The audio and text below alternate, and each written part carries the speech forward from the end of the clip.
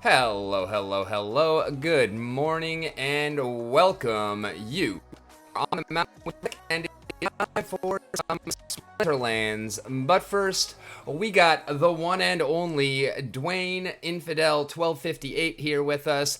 He is going to go ahead and give us a quick argument for DEC-B, and then we're hopefully going to tear that argument to shreds because I still feel like DEC-B is terrible for Splinterlands. Dwayne, how are you doing today, my friend? Hey man, so good. First of all, thanks Rick for inviting me on and for being willing to have this kind of conversation around this topic. Like we said before we went live, this is an important moment for there's I think 17 or so hours left. There's some number of hours left on this proposal for DEC-B. It's like now is the time, guys. We need to, and it's so razor thin close on the margins for this thing passing or failing. And if you're on the fence, like hopefully in the next half an hour we can spend some time. I want to share my thoughts on why I'm for it, but I definitely also want to receive what Rick's got to say, because I never all things Splinterlands for me. I want to do what makes sense. I don't want to make an opinion and stick to it because I made that opinion. I want to always better understand my position. I want to grow and I want to improve, and hopefully this conversation can help some of us, maybe me, do that. So, should I just get into it, or? Yeah, go for it.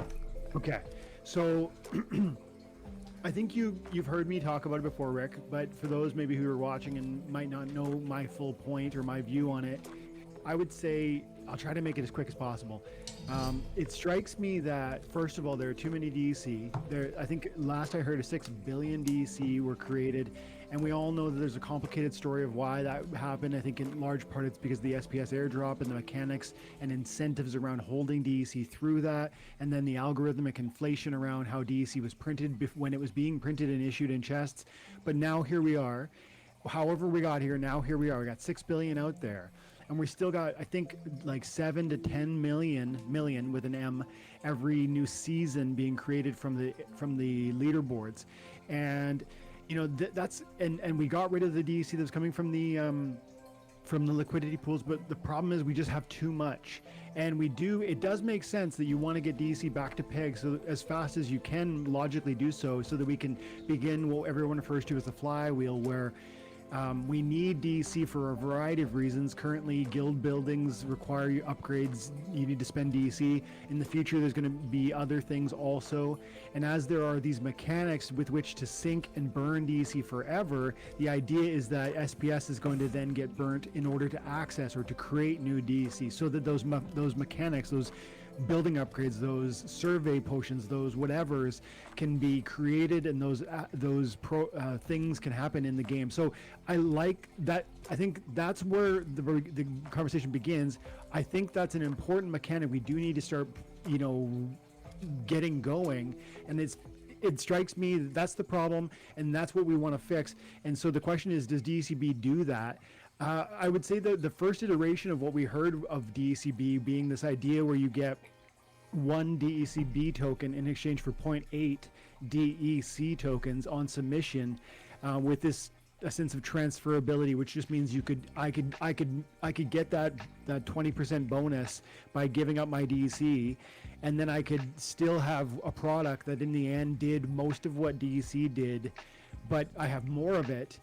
And it's transferable. I can sell it. I hate that idea. I said so on my channel. I did videos about it. I think I said DEC-B is a terrible idea.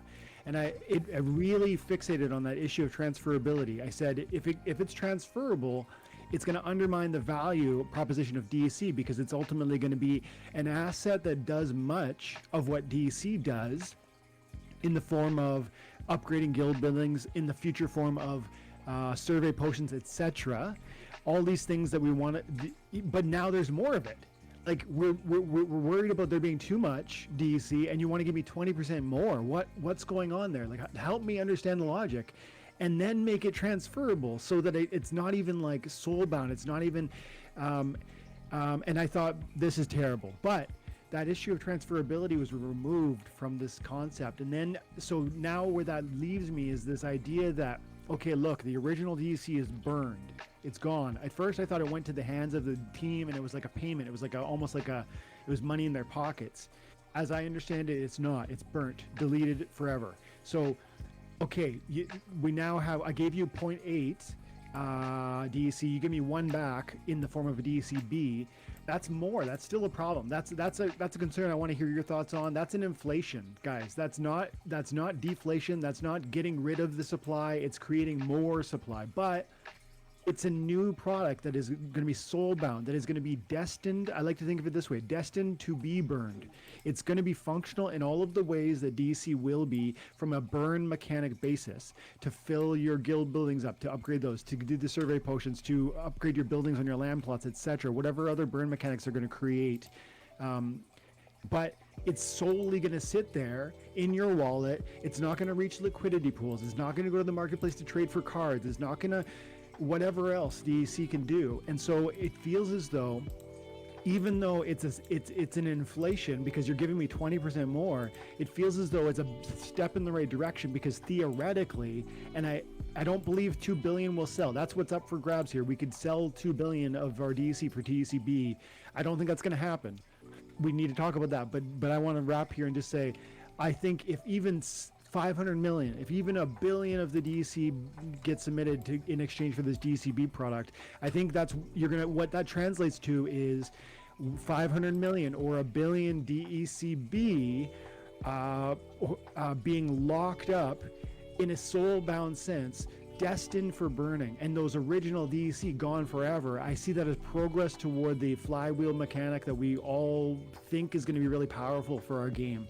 So maybe that's where I'll leave it for now and let you get into it, Rick, and then maybe I'll have a chance to reply if there's something.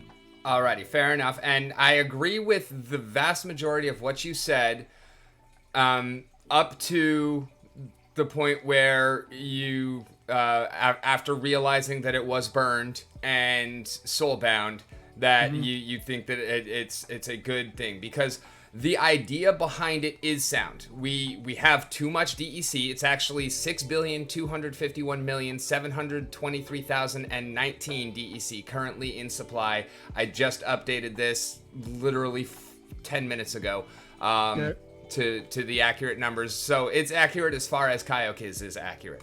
So 6.25 billion DEC currently in supply. And yes, this is now, going to burn them, and it is going to take those out of supply, and the DEC-B is now soulbound, which was my first major issue. And when the first proposal came out, I thought, okay, well, if we can make it soulbound, then maybe there's a chance that I could support this. But as I did my further due diligence and looked into it further, I realized that even aside from that, there are still major problems with it. And so I started making the spreadsheet and diving into the math.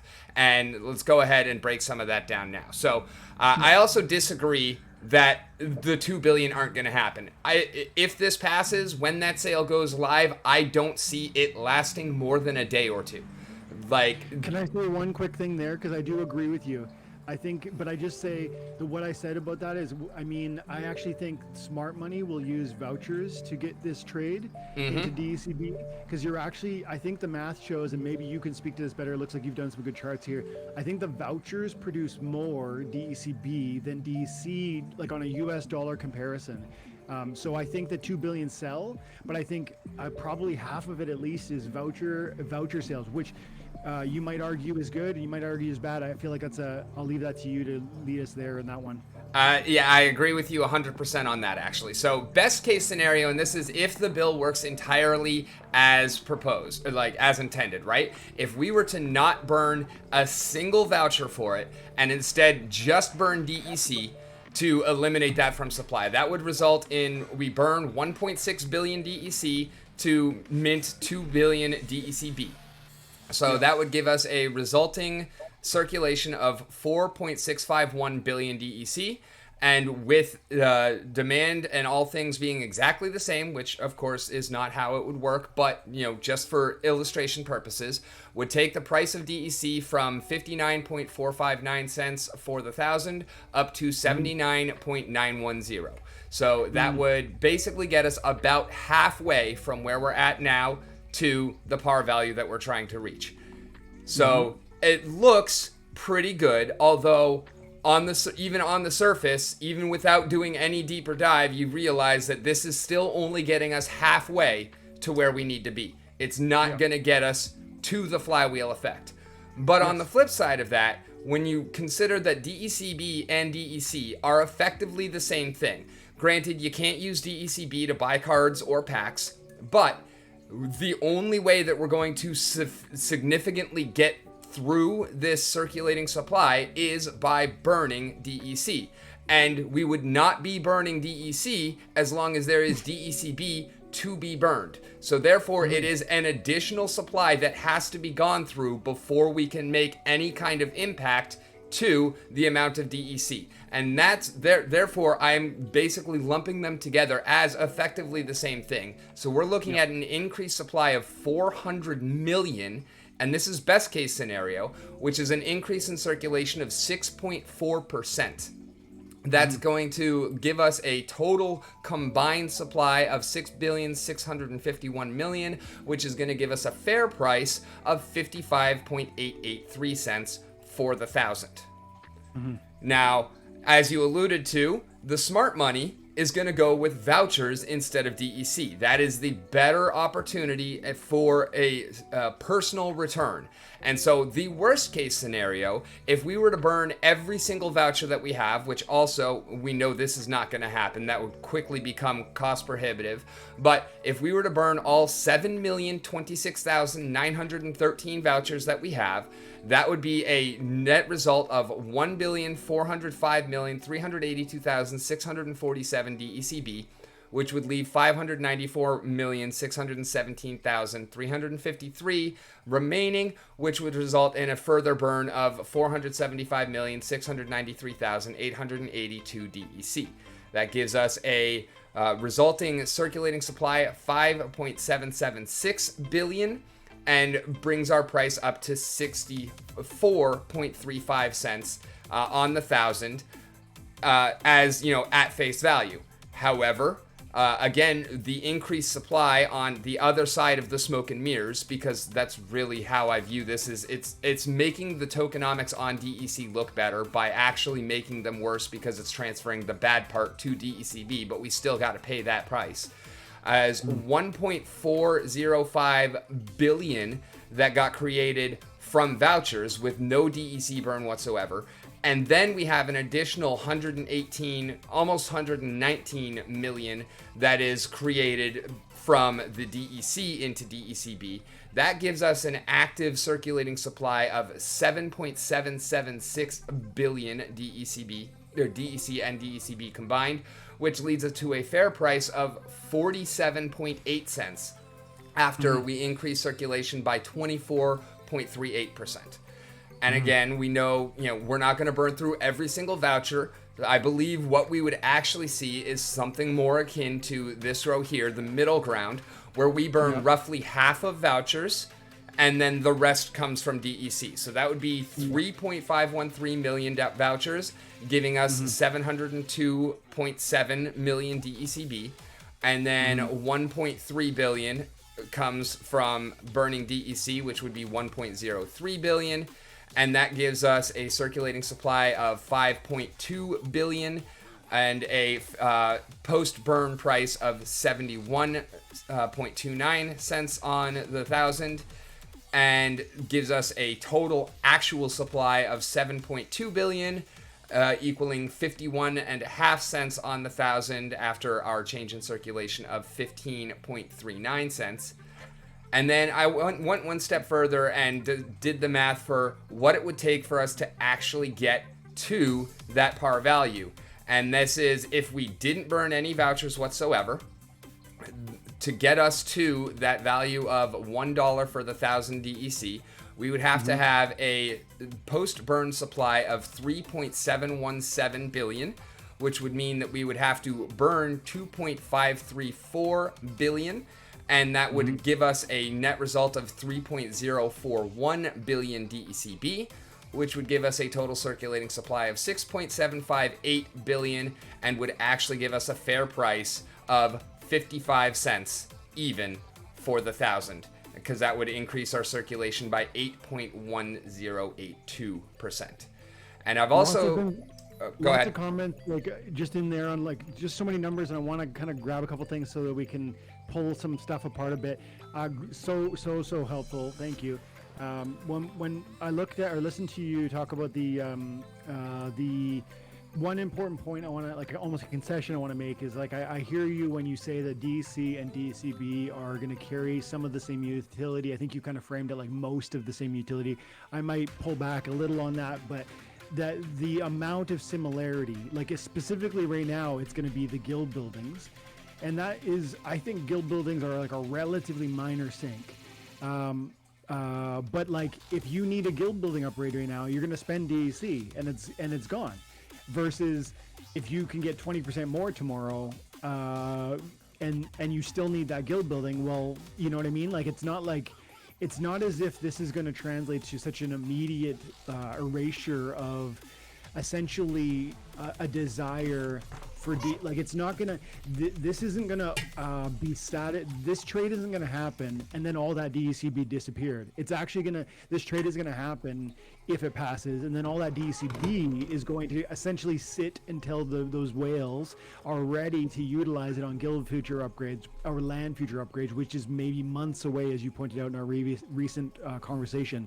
And so essentially it's going to this trade is not going to do an immediate impact that's positive.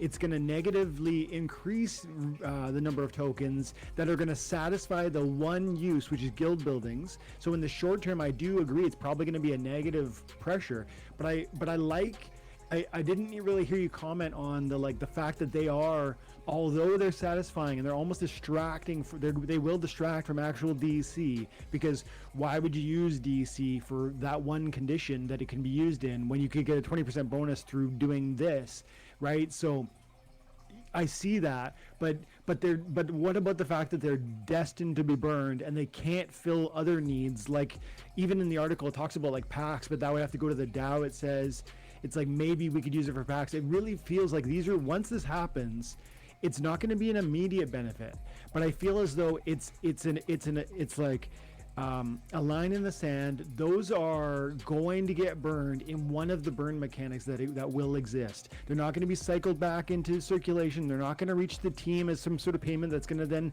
come back into our hands through game mechanics. They're gone. They're essentially gone, even though they're not. Their impact is still going to be felt for probably years until that supply goes away. And I hear you on the numbers too, because you're right. Like some amount of vouchers between worst case and best case is going to mean that even more DEC, not just 20% from the like 0.8 turning into 1 DEC-B, but actually vouchers translating into even more. But then we also need to somehow hold on to all of those important things that you raise and say, okay, but we also do want to get rid of vouchers. And what is the positive out of that, and how does that weigh up against the negative out of your strong points? Because I think there's some more gray area here than maybe the numbers alone imply. What do you think about any of that? No, I agree, and it's not like, I fully understand that it's not like, okay, DEC-B proposal passes, 2 days later, DEC-B sells out, and the day after that, these are the prices that we see. That's not going to happen. That's not how economics works. This is just the pressure and the outline of how things would go. Like, I'm not saying that this is exactly what's going to happen, but the math is still correct, and it shows the pressure and the trend that would take over. And yes, I will, DEC-B is not exactly DEC. As Virus pointed out in the chat, like, it doesn't have the same transferability. There are certain things that it can't be used on cards and packs, but that doesn't matter because cards and packs are not removing DEC from circulation anyways. They are just circulating it. So what we need to do is remove DEC from circulation by burning it. And that is, yes, that happens currently only with guild buildings, and then over time when land survey potions, land buildings, etc., all of that is going to burn DEC. Yes, but the fact that you can burn DEC-B instead for it means that none of it is going to burn DEC until we've gone through approximately 2 billion DEC-B. And obviously that's probably true. I think that's probably true, yeah. And it's not going to be a 100% like every DEC-B goes before any DEC goes, because the fact that it's not transferable means that there will be some people that run out of their DEC-B and are burning DEC while there is still some DEC-B in existence. But that is besides the point, because the fact of the matter is that it is still that additional increased supply of, at the very minimum, 400 million additional DEC that has to be burned before we see any appreciable price action on DEC. And since that's what we're trying to do to improve the flywheel, or to engage the flywheel, that is a very minimum of 400 million additional DEC that we have to chew through before we can reach that goal.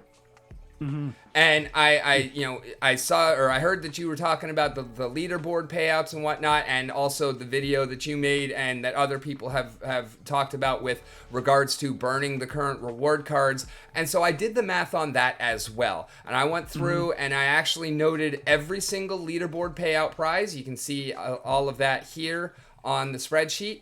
And it does result in a total of 6,924,000 DEC every season that is being added to the circulation.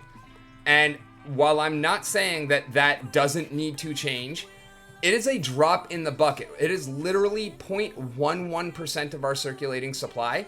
And many of the people who are crying out about this DEC inflation from the leaderboard payouts are the ones who are voting for this DEC-B proposal, when, we're literally talking about less than 0.25% per month coming from the leaderboard payouts, as opposed to best case scenario 6.4% that will happen in 2 months maximum, and worst case scenario we're talking about 25%. The US printed 20% of every dollar bill that has not dollar bills, but US made 20% of every dollar that has ever been made in the year 2020. And look where our economy is at now. We're talking about doing the exact same thing to DEC. It's not going to help. It is pure and simple inflation, and it is rampant, and it is not even the only problem that we have. I'll give you a few moments to go ahead and expound on whatever thoughts you have, but there is more, even aside from the math, that I have a serious problem with this bill. But I know that you're kind of running out of time, so I want to give you a chance to talk. So it's a strong point that there'll be more product in the end as this sale is, if this sale is approved, if this proposal is approved, there'll be more product that we need to move through. The DEC or DEC-B, either way, needs to get gone in order to reach a place where people, in order to satisfy burn mechanics, are going to want to burn fresh SPS. This is the flywheel. This is the desire. This is the end, quote unquote, the end goal. Well, we're creating more hurdle in the form of DEC-B token that can satisfy those desires, that requirement. You need a product, you need this token to fund the potion, or you need it to burn so you can get your higher guild building, etc. Well, if today I can use DEC and there's 6 billion, and tomorrow I can use DEC-B or DEC and there's 7.7 billion, there's a bigger hurdle now. But there's something meaningful from a long-term perspective. Again, I'm very rarely like a short-term view on this game, or really I hope it's true that on anything, because I really think when we get going to a place where we're like, well, where is it going to be in 3 months or even 12 months? I don't think that's within blockchain that rolls on like 4-year cycles. I just don't know that makes a lot of sense. I think this proposal, one criticism that I would levy against it, we're saying, is that it feels as though it is trying to rush the bull cycle. through a mechanic that would aim at drying up some of the liquid and the more, because DEC is going to be more functional, more liquid, more desirable to a certain audience, regardless of whether DEC-B exists or not, because of liquidity pools, because of card trading, because of just staying liquid, because there's an intent and an aim at getting DEC back to peg. A long-term big whale investor might say to themselves, I'm not going to take 20% on trading into DEC-B. I'm going to sit on DEC and wait till they return to peg. That's going to more than give me 20%. And so I actually think there's a benefit here that is also in some sense a negative, and that is the fact that you're drawing a line in the sand and you're saying this billion or these 2 billion are going to become a non-transferable product that will only be, it is destined to be burned, period. There's no other two ways about it. It's gonna, whereas right now with 6.5 billion or whatever it is of the 6.25 billion supply of the traditional DEC product, there's literally no pressure whatsoever to do anything with that. In fact, we are essentially, the game is telling every one of those holders, just sit on it, just hold that DEC, because we're everything we're doing is aiming at restoring that peg. I don't know how we simultaneously keep saying to this community, our intention is to return the peg, and yet not do something like this, where we are trying to get some of that liquidity off, because even though you're right about it holding a lot of the utility, it is distinct enough, I think that it is ultimately that being destined for burning is a step in the right direction, even if there's I feel like maybe there's 10 more steps to take, and that feels as though this is not substantive enough. But I help me understand, if you can see something, why would these holders, because there's holders out there, mega whales, the 6.2 billion, how is that ever going to go away? You could say land has got to get out, and sure, it's got to get out, but it's not out yet. And when it does get out, I think we're going to see that those, not only, if the argument is when land gets out, that 6.25 billion that exists, the problem essentially will go away. Well, I have to imagine that even if we create essentially another, like you said, between 6 and 24% more, I can't imagine that being suddenly a bridge too far. But I also think that if land, because I'm not convinced land is going to suddenly come out and it's just going to satisfy the total burn mechanic required to just get rid of the excess supply. I keep hearing that, and in the back of my mind I'm like, maybe. But if it isn't, what I imagine, if land comes out and it doesn't just suddenly eat through the excess DEC, I suspect we start to see real another wave of bear market conditions where people start, there'll be a degree of panic because it's oh, this was supposed to fix it, and it's not even eating through it. And yet, if we do this, what I would imagine I would see is, well, at least there's a billion of it that is no longer in the hands of those circulating, that's just waiting for it to return to peg, because every one of those that is sitting in the hands of someone waiting for it to go back to peg is one that's not going to be spent in any burnable fashion, nor is it going to be committed, or earmarked if you want. So I don't know, do you have any thoughts on kind of some of those comments? I understand where you're coming from, and I agree that it's not like land is going to come out and then the problem is going to be solved the next day. The problem is that we don't have any legitimate burning opportunities, and that is where the lack of decrease in the supply is coming from, because aside from burning, it's just all being transferred around. And so, I mean, your point that it is, it's not even destined to be burned. It is already burned. The DEC is burned, and then you're getting DEC-B. And I understand that. But the fact of the matter is that it's not enough to get to where that flywheel is engaged. And it's actually more of it. Would that be something? Because I've heard people like Aftersound and Foyer comment on look, this is a bad idea, but if they just gave more of it, let us sell 6 billion of these things, and then we know that's all now earmarked. What if we could translate every DEC into DEC-B. How would you feel about that? Would that change this dynamic or your concerns around it? Because it's now all earmarked for that, or no? No, because that's exactly what this bottom line here is. It's in order to meet the goal, we would have to burn 2.5 billion DEC to get the value proposition to where DEC would actually be at that par value. And the problem with that is that we are then creating another 500 million DEC-B. And so, I mean, basically it's further inflation. And what about the fact that, like, this is a short time sale, is it not? I think it was a 60-day window that was the proposal, or however long it was. Yep. I've got the thing up and I don't see the exact timeline, but 60-day period. So the sense is, let's say it passes, and let's say 2 billion sell, and let's say it's like 50-50 vouchers and DEC. First of all, we didn't really talk about, and I think it's worth kind of just throwing out there one more time, the fact that we are going to get rid of some amount of vouchers through an act like this I see that as a good thing, even if it ends up resulting in a DEC-B product, again, because of that destined for burn status. But focusing on the DC, the 60-day window of this deal to me is important too, because it's like one of your concerns that you're raising is that there's not going to be necessarily demand for DC burning if we create so much DEC-B, which is true for those who have that 60-day window and have the vision and who have the opportunity.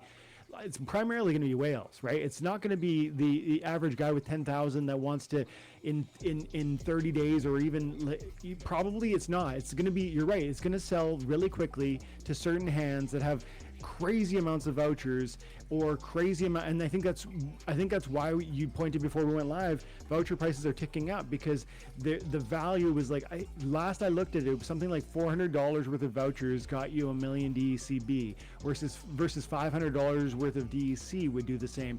And so I think there's something positive happening, but I think it's going to be short-lived, and it's going to result in the whales receiving a benefit. But then after that 60-day window, what I would imagine happens is there will be continued and persistent and growing desire for DEC because of the burn mechanics it currently satisfies in guild buildings, because my guys in my guild and other guilds are going to want to keep doing their thing, right? And adding to the buildings, and even though, so you might go ahead and accrue some DEC-B in that 60-day window, but lots of people won't. So there'll always be, I think, it's not as if no DEC will continue to be spent. I think there's going to be a continued and persistent and actually growing desire for DEC, traditional DEC, even while DEC-B exists, because DEC-B is non-transferable, and because only those who take advantage in the 60-day window are going to be able to enjoy that benefit, and everybody else is just going to be stuck burning DEC. So I think that's worth talking about, because I think, and maybe that can be like the last place, because I got to go shortly, guys, but I'd love to hear your thoughts on that. There are two things: the voucher comment and whether that's an important piece of this puzzle, that we're burning some of them, and then also the issue of there is going to be persistent and I think increasing DEC burn rates, because the mechanics that exist alone with the guild buildings, and then land is going to come, and certain people aren't going to have access to DEC-B because it's only that 60-day window. What do you think? I thoroughly disagree with both of those points. I do agree that it's a good thing that we're seeing some activity on vouchers, but conflating vouchers into additional DEC is not a good thing. It's just furthering the problem with DEC. Vouchers do need more utility. They do need a reason to be important. I 100% agree with that. This, I feel, is the wrong reason, because it's just furthering the problem with DEC, and problems with DEC equals problems with SPS equals problems with vouchers. So that's kind of, it's actually throwing a cog in, or throwing a wrench in the cogs of the machine that we're trying to engage. It's one further step in the wrong direction, because it is just making the DEC problem worse with the current proposal that is there. Now, again, I understand where the point is coming from, the idea behind it, and there are other ways to go about this that would be better, that would not cause the same problems. And I do, as far as, you know, you're saying with the guild buildings and whatnot, and burning, and some people not having DEC-B. And again, I'm not saying that 0 DEC gets burned until all DEC-B is burned, but it's still anybody who has both is going to burn DEC-B before DEC. Yep. And the problem is that we're not burning any DEC. The problem isn't, you know, a lack of places to spend DEC, which is what DEC-B would answer. But when you're spending DEC, you're not removing it from circulation. It's either going from me to you when I buy a card, or it's going from me to Splinterlands when I buy a pack, or it's getting burned when I buy an upgrade to the guild building, or put into the guild building.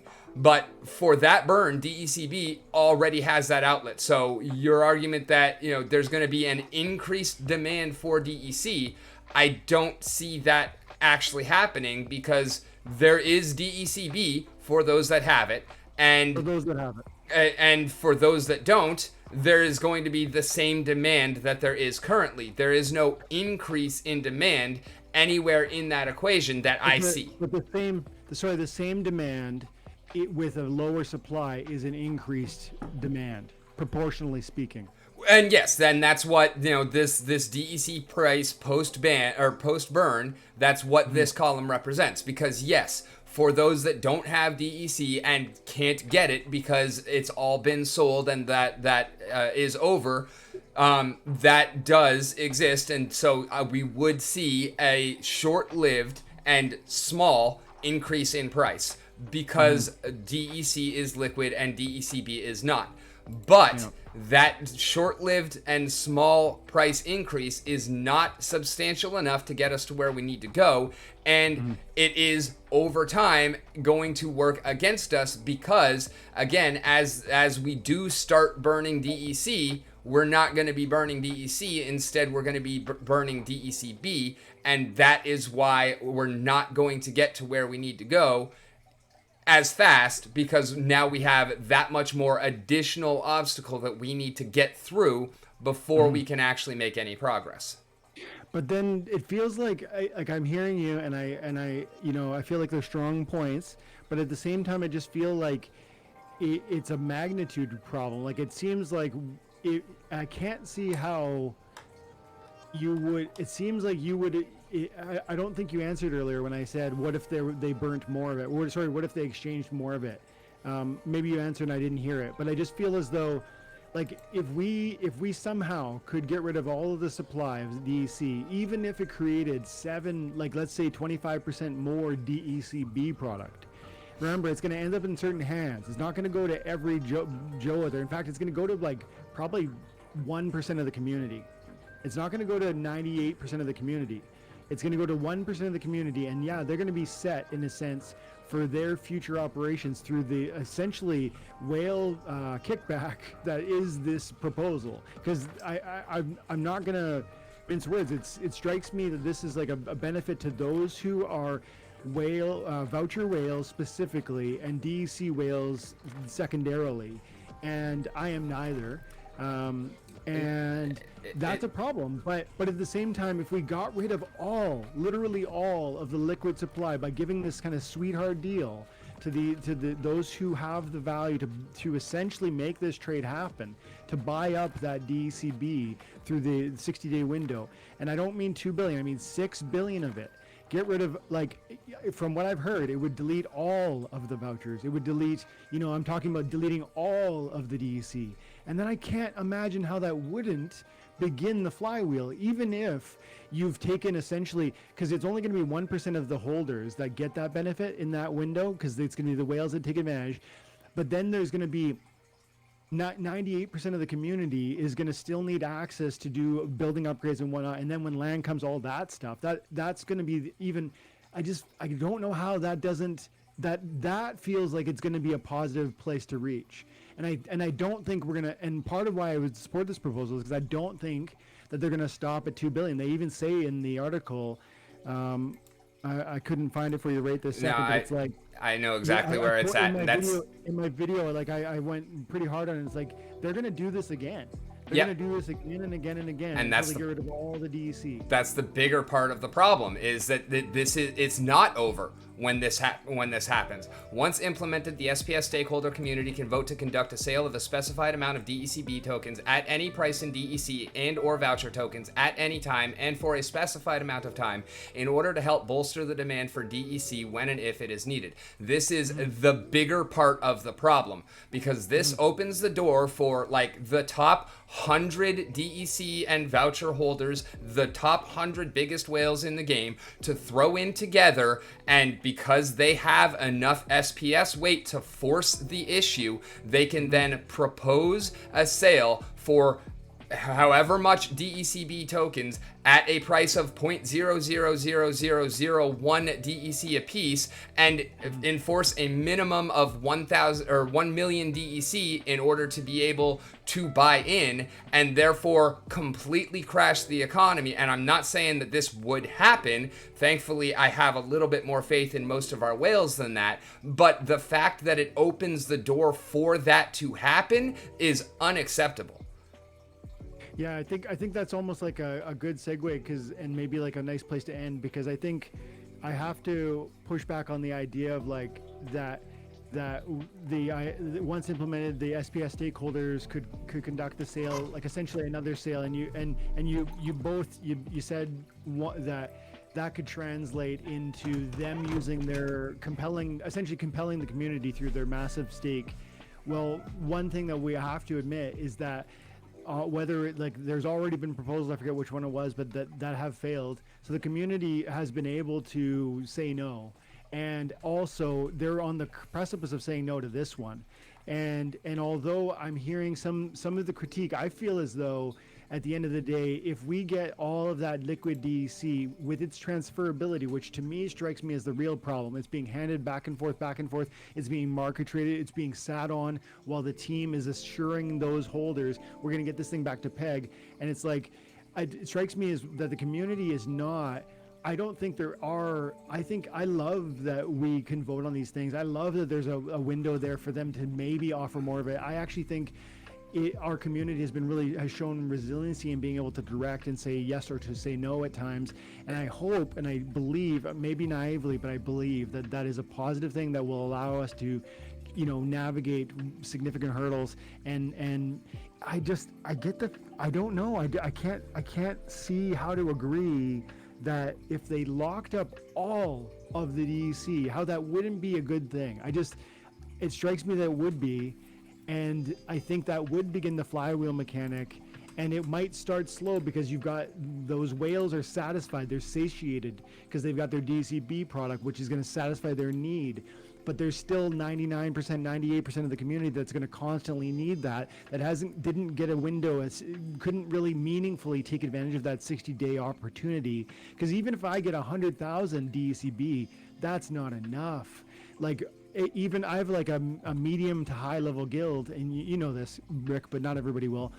Time and Henshin 1, our building upgrades, it's like 1 million DEC for one level of one building, and there's like 5 buildings. We're talking about maybe adding more buildings, and then land's gonna have things like we just talked about. I just think if we lock this stuff up, destined to be burned, and I think that's gonna be good, and I do trust that idea of future proposals, because I don't believe that the SPS governance is going to be kind of co-opted in a way that's going to translate to get like nefarious handling. But yeah, I definitely want to talk more to you about that one, but I really do have to go. And Rick, I just really appreciate you like inviting me on to talk about this and to help me hear your side of it. And I hope that I don't know. I hope that you feel I did. I mean, yeah, I definitely appreciate the conversation, and you actually brought something up, and with chat that I'm working on now gave me an idea for a new way to break things down.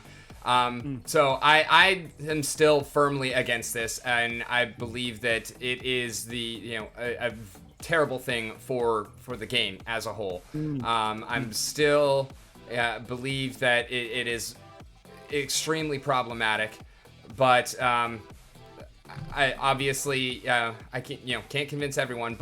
And yes, you're right that it is a great thing that we do have the ability to vote, and that this is, some things have failed and that this is kind of on that precipice.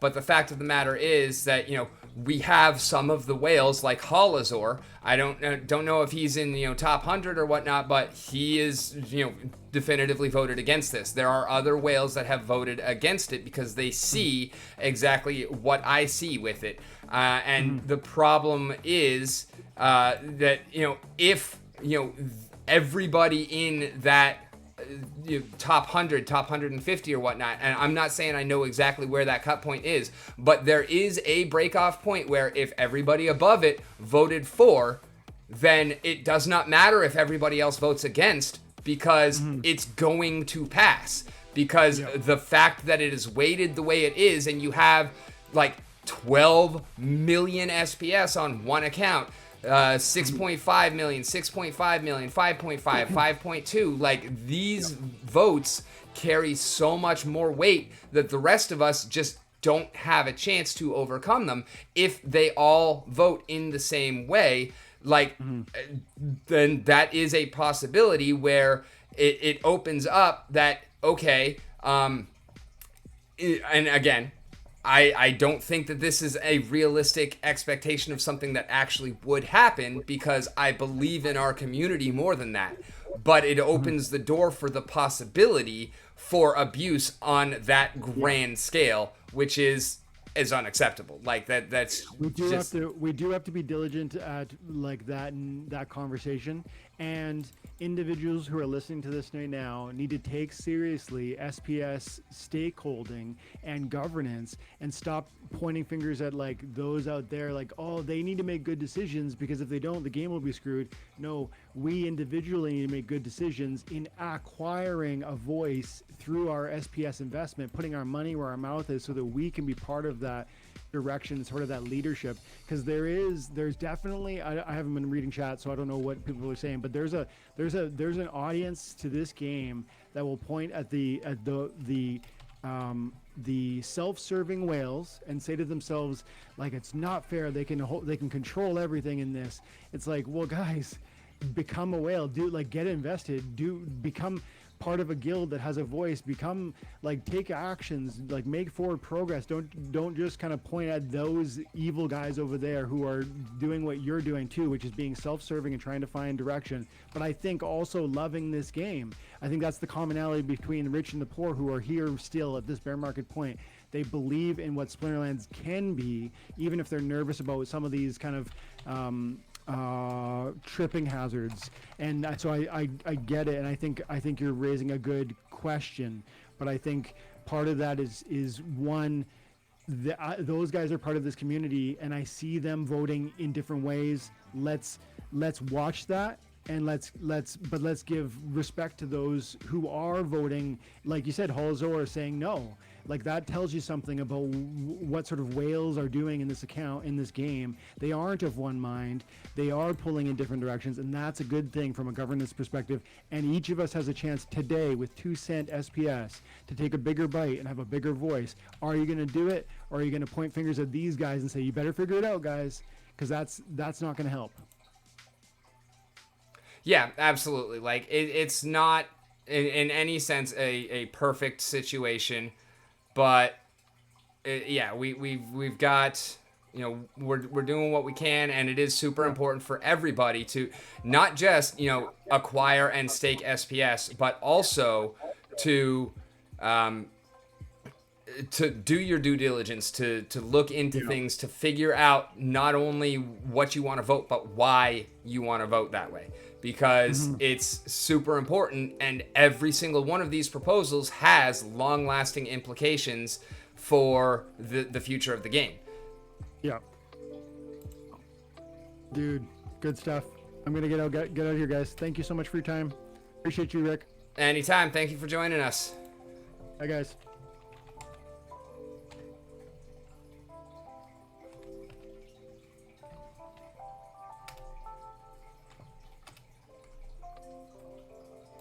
All right, so it looks like the top 100 can provide a 40.2% vote. And let me go ahead and catch up on chat. Sorry for ignoring y'all. I just knew that we only had a short amount of time with Dwayne. I wasn't really ignoring, just focusing. Virus, the only thing that you aren't mentioning is that DEC-B doesn't have all the utility that DEC does, especially transferability. I feel like I did answer that.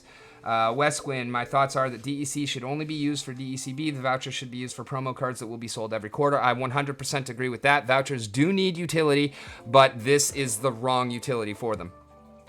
The 80% discount can be implemented in some other way, like burning cards on land. Dino, we don't actually burn cards on land. They will be staked, not burned there.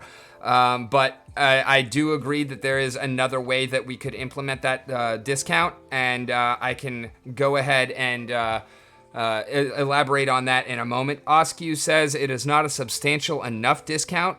I agree with Dwayne. I don't think that Dwayne said that. I did not hear that argument coming from him, and I disagree that it is not a substantial enough discount. It is a more than substantial discount. The discount is, in fact, the problem. Currently, the problem is that many cash out, and there is not even demand for DEC anymore. I agree with that. But also, the problem is there is no demand. That is what we need to be fixing, not inflating the DEC even further by adding in another token, which again, it's smoke and mirrors. It makes the tokenomics on DEC look better while actually making them worse, because there's something else in the way of actual utility for DEC, which is burning. So that's what we need, and DEC-B just pushes that even further down the road. Virus asked, besides guild upgrades, when do you think those burn mechanics for DEC-B will be implemented? Hopefully by the end of the year. I mean, we should have surveying, and therefore we should have surveying potions and whatnot, which would be some implementation of demand for burning. We should have that quarter 1, quarter 2. But we're not going to see full land gameplay, which that is where I believe the actual burning of DEC comes in, because that's what the team has been saying. The actual significant burning of DEC should come into play when the marketplace includes all of the land-created resources that are necessary for making spell and item cards. And I believe that if we have, and again, I'm just kind of spitballing on the numbers here, but if there is something along the lines of like a 2 to 2.5%, 3% transaction fee on those transfers that are going from whatever resource to DEC to whatever other resource, and if even say 1% of that gets burned, those trades, I believe, will be happening fairly frequently, and that will be the significant burn pressure that DEC needs, and that's why I've been saying that we need land in order to fix this economy, because that's how it was originally intended, and we've been waiting on it for more than 2 years now. If that won't be available for a long time, do you think Splinterlands can hold out that long with falling DEC prices? It's basically getting people to lock up DEC now for those future things so they can't sell off. They're getting a discount at the cost of transferability and utility. Yes, I agree with that. The locking it up and getting a discount, I am in favor of that. What I'm not in favor of is using vouchers to do it, and it being a secondary token, and it being repeatable. What they need to do, and it being put to a vote and being able to change the pricing and whatnot. So what would be a good way to do this would be DEC staking. Only we don't do it like SPS staking, where you stake it and you get more DEC. No, you lock it up and then you can't unlock it, right? You can only burn it from being staked. And you provide that bonus based on how long it has been staked. So if, for example, again, numbers can be adjusted, but after 3 months, you get a 5% bonus. After 6 months, you get a 10% bonus. After 9 months, you get a 15% bonus. After a year, you get a 20% bonus. Then it is removed from circulation, and it is still DEC. It is not using smoke and mirrors to make the tokenomics on DEC look better, when in fact you're actually making it worse by creating a secondary token that is going to take the place of DEC in DEC's primary functionality when it comes to actually being used as intended. Instead, if you have that staked, it's still DEC. Everything looks as it's proper, the information is accurate, and if you have somebody coming in from outside of the game, they're not getting false information when they're looking at the top tokenomics of the primary token of transference of value that we have in the ecosystem. Even if everyone else votes against the top 100 to 150 whales, there is no way a proposal is getting through. Yeah, so as we see here, the top 100 can't make it happen. The top 150 probably can't make it happen. Maybe it takes the top 200. But there is a breakpoint at which, if they throw in on it, and again, I have more faith in our community than to say that this will actually happen. I don't believe that it would. But it could.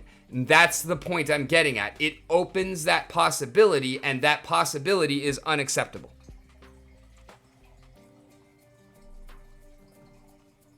I know a few people in top 100 that voted against it. The problem is that countless small accounts didn't. And I agree with that 100% as well, Bordell. So the problem is, and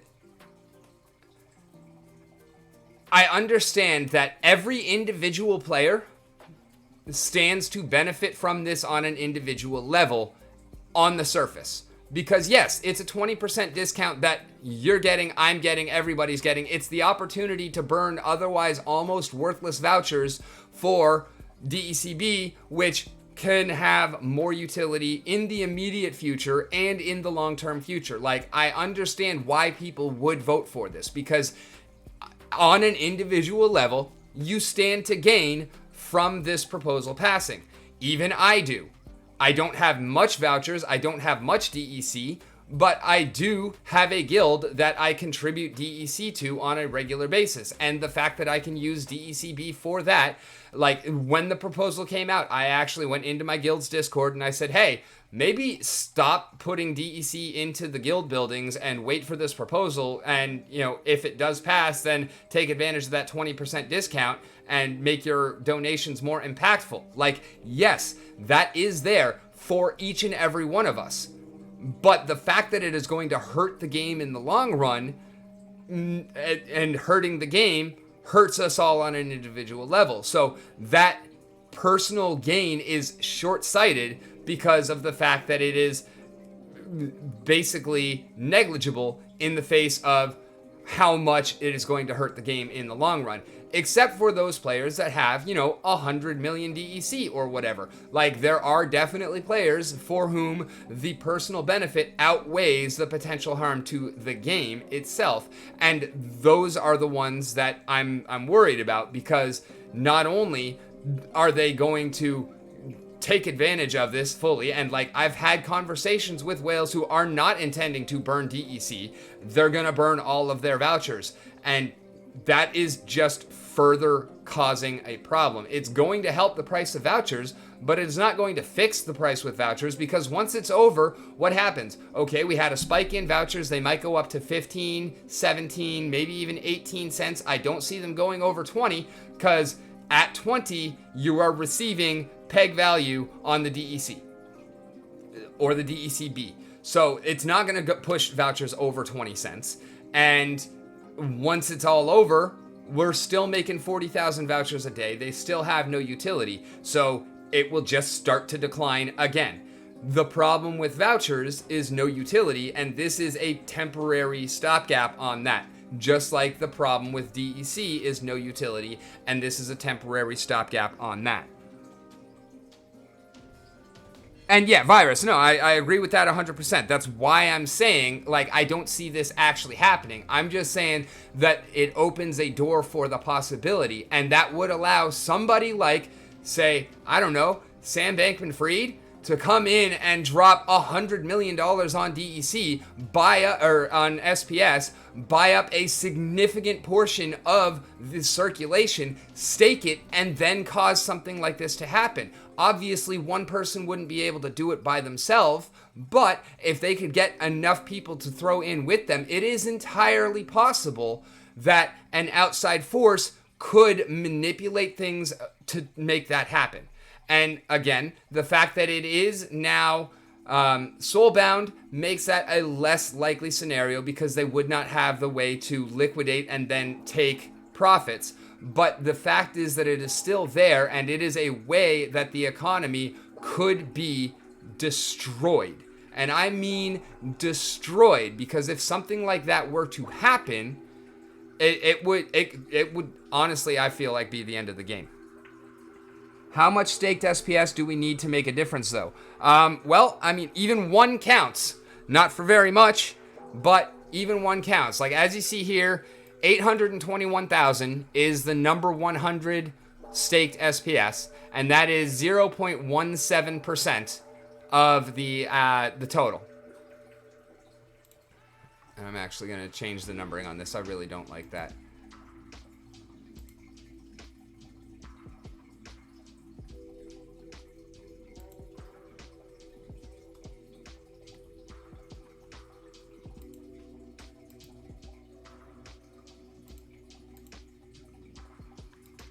Why are you going negative? I don't want negative.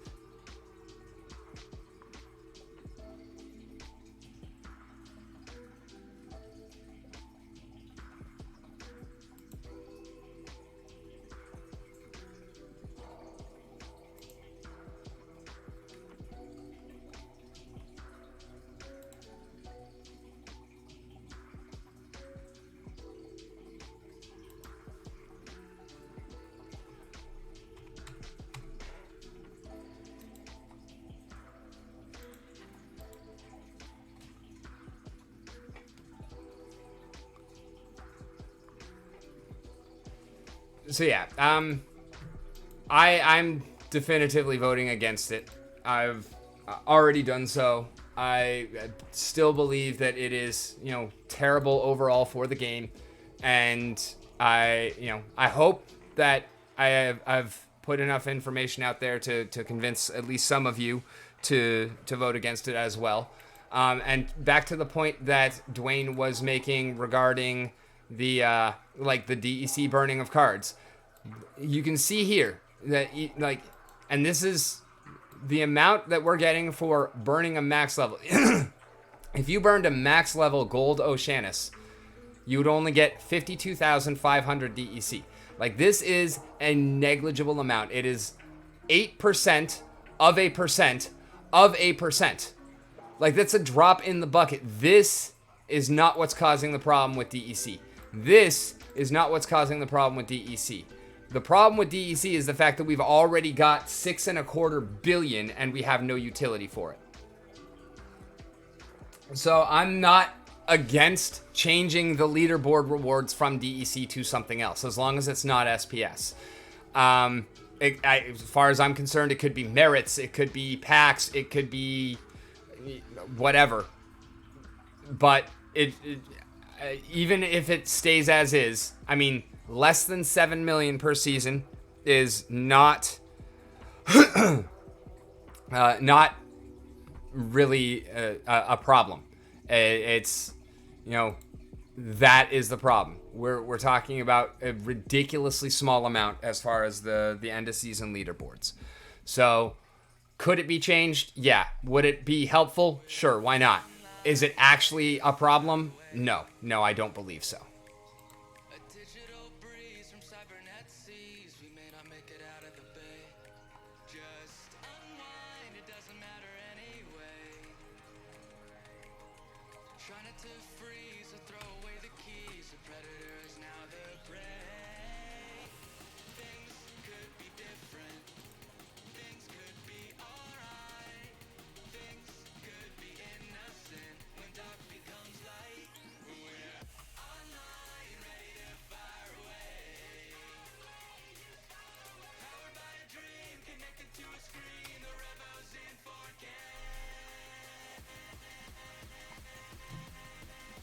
Need about 20K to be in the top 100 in SPS? Yeah, that's, now think about how much, some of the whales out there, the scammers, like, think about how much money they have to throw around. Like, it's not at all ridiculous to, see somebody coming in with, you know, malintent and making their way to, I mean,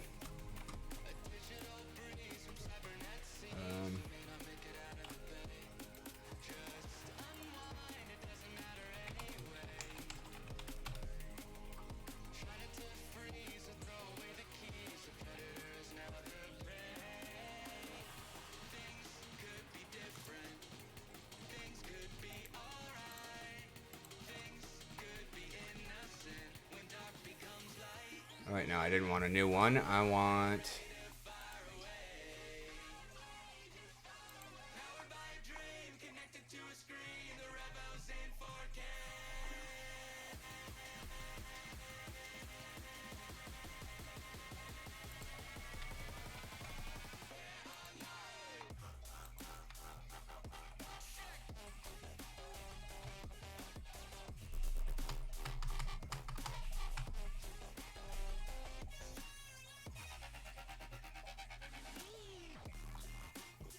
I mean, $500,000 would put you way, way in first place.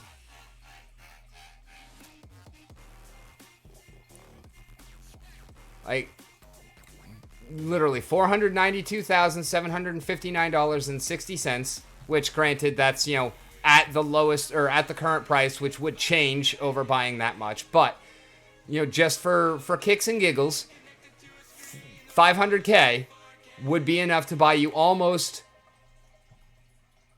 20 million SPS. And number one on the rich list is at 12.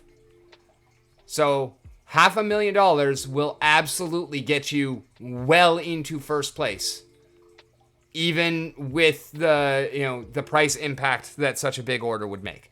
Like, and that's huge. That is absolutely huge. And that would give you almost a 5% vote for one person. So yeah, if you had, you know, a cabal of like 6 or 7 people coming in with, you know, bank wads and, you know, dropping $1 million each, I mean, they absolutely could take a controlling stake of SPS. So, I mean, that's also part of the reason why it's so important we get the flywheel engaged, so that we get the price of SPS up, so that that kind of attack would be more cost prohibitive to launch. But yeah, I mean, $7, $8, $10 million, you could effectively take control of this game and this economy. And that's not a good spot to be. It's not a good look for the game.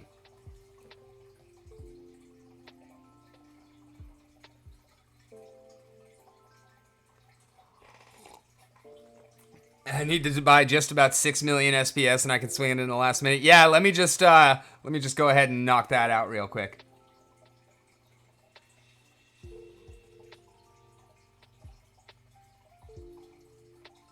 All right, Wes, thank you. Have a great night. Dino Boy, you need about 660k SPS to get a controlling majority. I think you mean 660 million.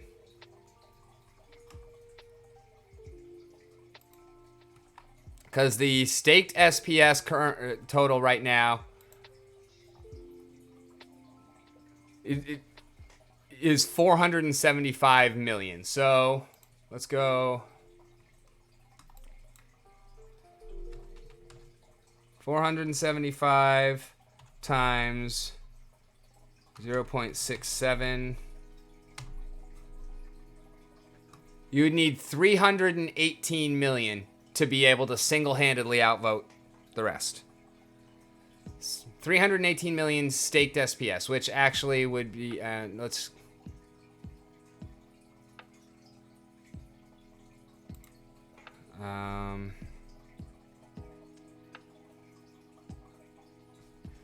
How would I even figure this out?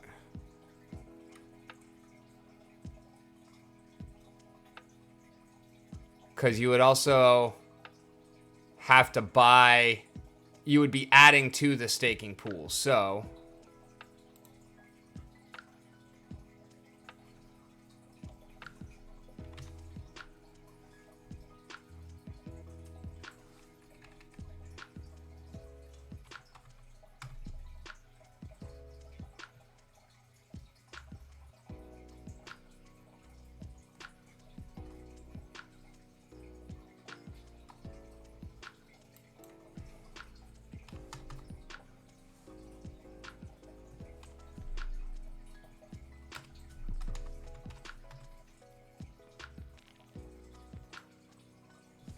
Yeah, I'm not sure how I do that.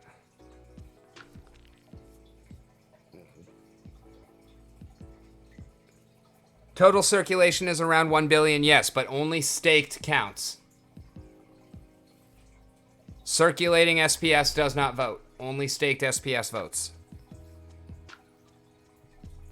And so, yeah, there is, technically speaking, there is only 335 million SPS available to be purchased.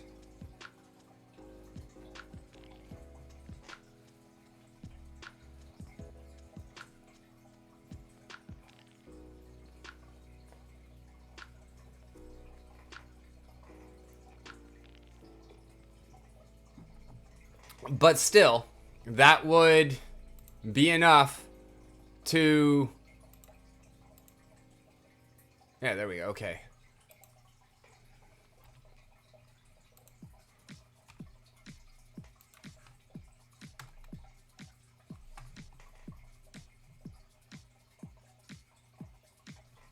No, it would actually be...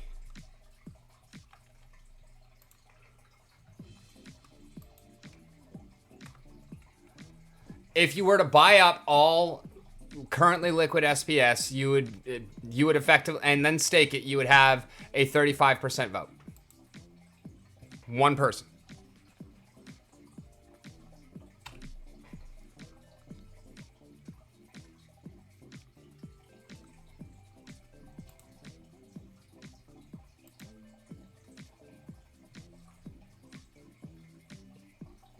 Like, we're in a precarious position, to be sure. Let's actually delete this so that all these numbers are there. All right, so we're currently at a 31.58% mint. We've got 19.18% of the currently circulating supply that is burnt. Or sorry, 19.18% of the current minted supply that is burnt. We've got 21.72% that is locked up in the DAO.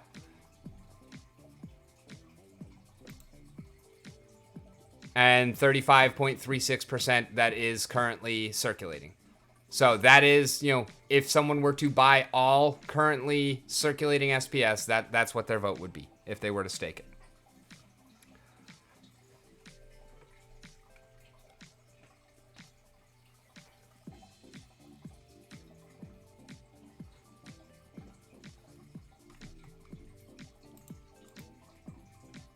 Actually don't need that row there at all.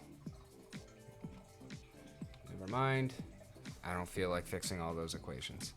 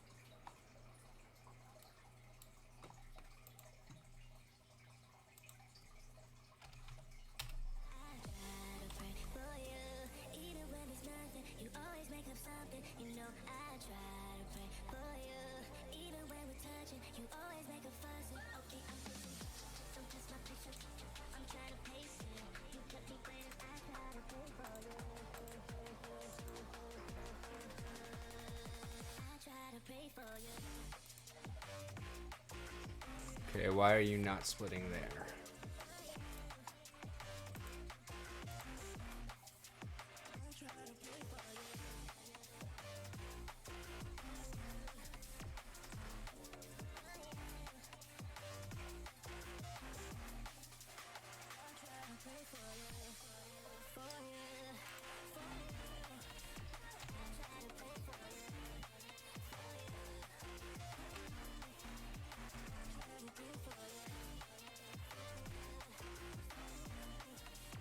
What's good, Bush? How you doing?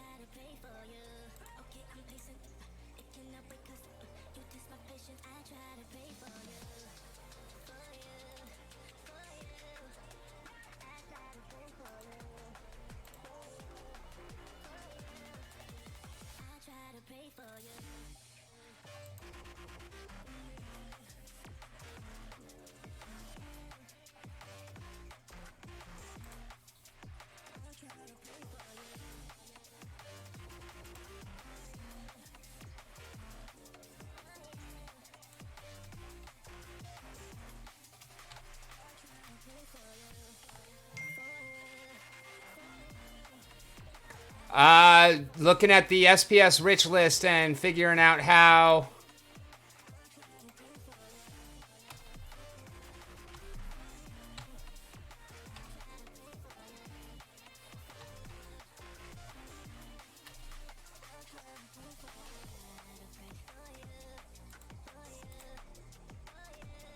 Also trying to figure out what, or like how much it would take, how many people it would take, I should say, to, oh, by the way, Gratz number 120, to force an issue through to where it wouldn't matter how many people.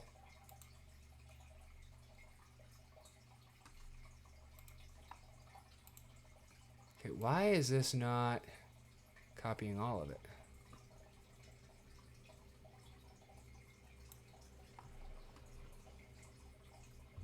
We'll just start from the top.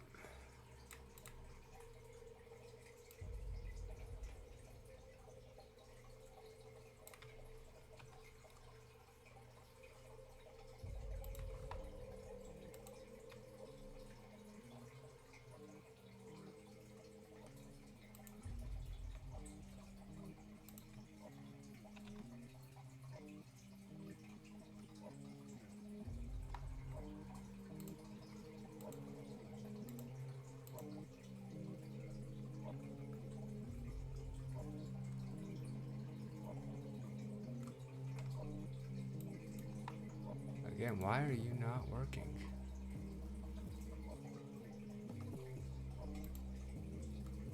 I mean, it's the same information all the way down, so why is it not splitting it properly?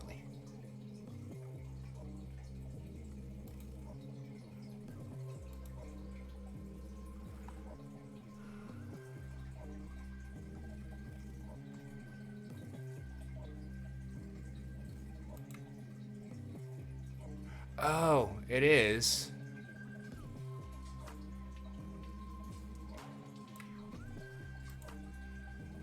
We just have black text.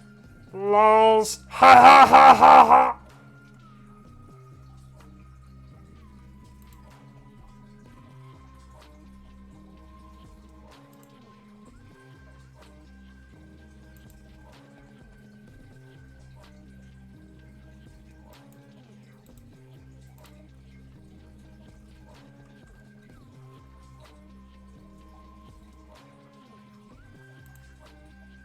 Now, how do I remove that last parenthesis?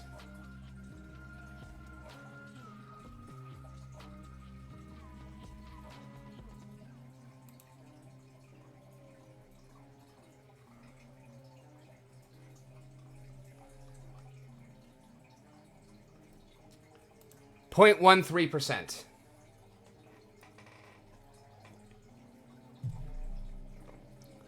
But you're above Breaking Benjamin and DB Cooper.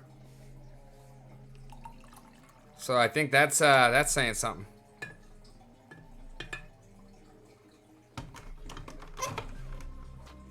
I am officially not a whale. No, you're definitely a whale, my friend. Might be like a beluga or something, not a blue, but...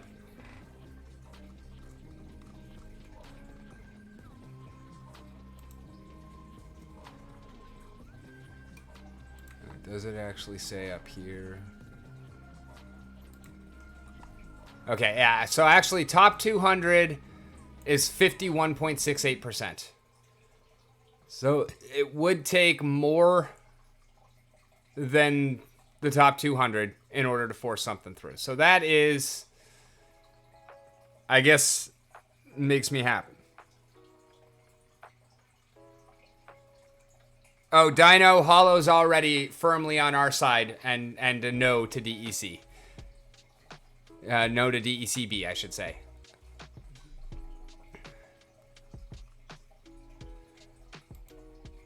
I was really hoping we were gonna get Dwayne to change his vote, because that would have been a come up for us.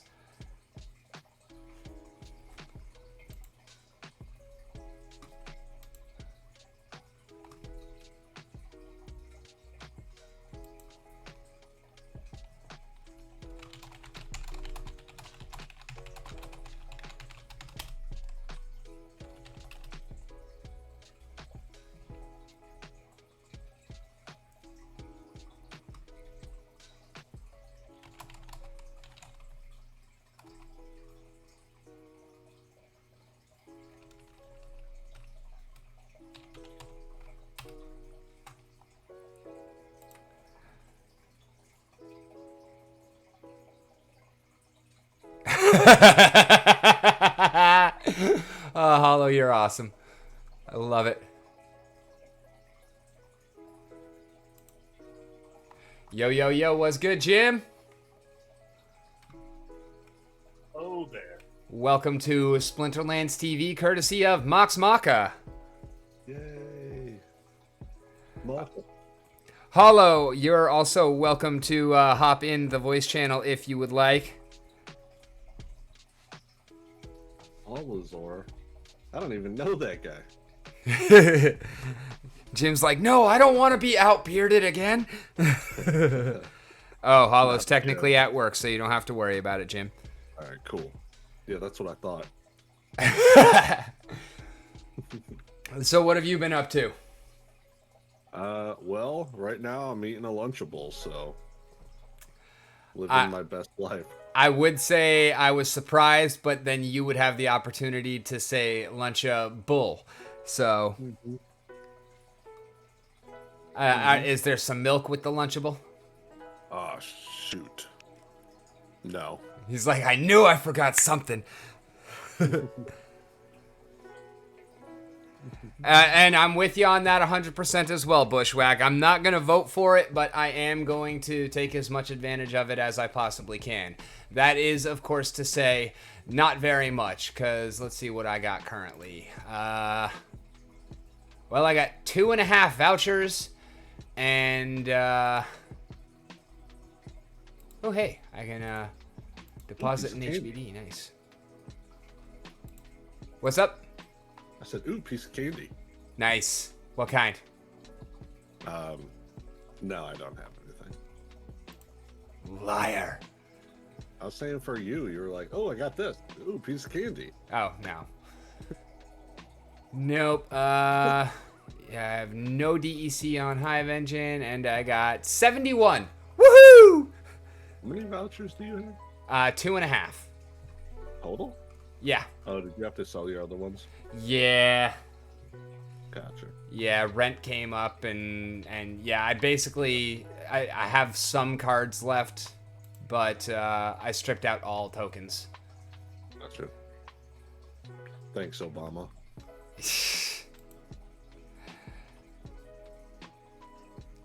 Yeah, so I had a good discussion with Dwayne and was able to go through everything and whatnot. I don't feel like I was able to actually convert him to our cause. I think he's still a yes vote, but we had a great discussion, and I feel like I made my points solidly.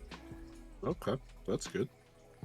And yeah, it was like he contacted me at 3. It was like, oh no, I knew you were ready. I actually meant to contact Jim, and I was like, all right, well, if we don't have him, because at that time I also checked the Splinterlands TV Discord and saw that Max was looking for a cover, and I was like, well, if we don't get Jim, we can always just debate it on Splinterlands TV, because I'm gonna cover for Max. And he was like, yeah, okay, that'll work, but I'll only have like half an hour. He ended up spending a whole hour, which appreciate, but.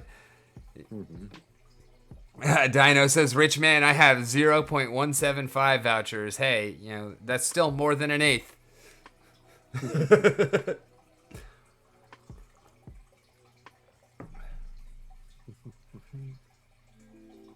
Yeah, it's I'm worried, man. I don't see any way that this actually doesn't go through, but I still think it's terrible overall for the game if and when it does. I wouldn't say it's terrible for the game. Because as of right now, we're just going to need so much DEC for like everything in the game that this little bit of extra, I don't think it really matters. This in and of itself, if it was this 2 billion and then that was it, then I would agree that it's it's a bump in the road, but it's not. But I'm looking farther down the road, and the fact that it opens it up to anytime, any place, for any reason, we can do this again. That is what I'm worried about. Well, I mean, it's going to be, because as of right now, we just don't have enough DEC, so it's like for all of the stuff, right? Well, no, as of right now, we have way too much DEC for everything, because... Oh, that's right, because it's not going to be... Alright, yeah, no. I mean, there's nothing to burn it on except for guild building. So as of right now, we have way too much DEC, and that's the problem. That's why this was instituted in the first place, is because we've got too much DEC. Like, I understand that. I just think this is the wrong way to go about fixing the problem. You're right. It isn't terrible, Jim. It's awful. No, I wouldn't even say it's awful. That was not me. That was Halazor saying that. And you have to respect the beard, man. I respect the beard. I don't have to respect his opinion. I guess you've got me there, Catch-22.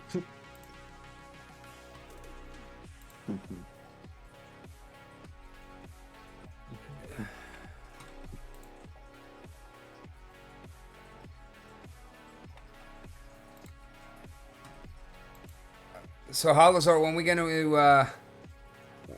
gonna work out that diamond deck?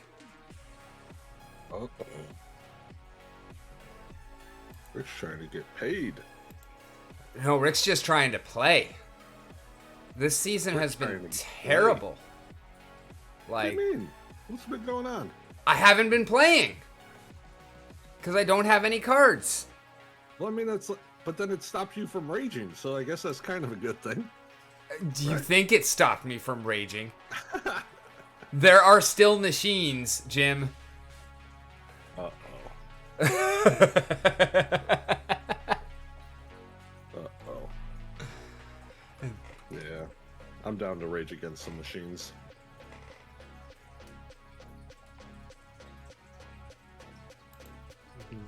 So how's your Forge stuff going? What Forge stuff? I don't have any cards. Oh, right. So I actually, right. I did luck out, and out of my 50 packs that I purchased for Forge, I got 3 of Nartor's Ring.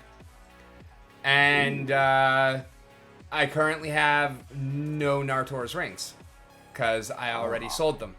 I have no legendaries and no epics for Splinter Forge because I sold them because I had to pay rent.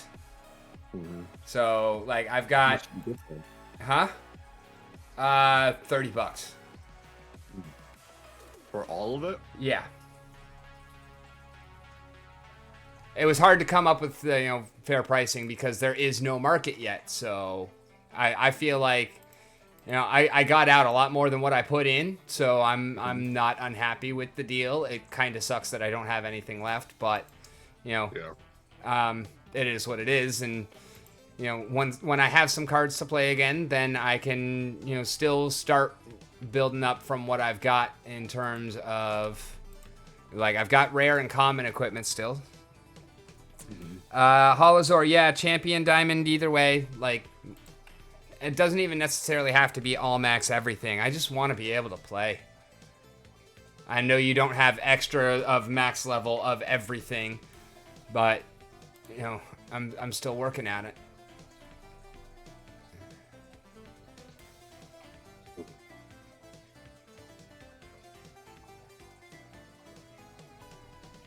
Well, I think rather than me renting out all of my stuff, we can, if you don't care that it's like silver/gold playable. But if whatever's happening with the Holozor Falls doesn't work out, then we could talk about it later.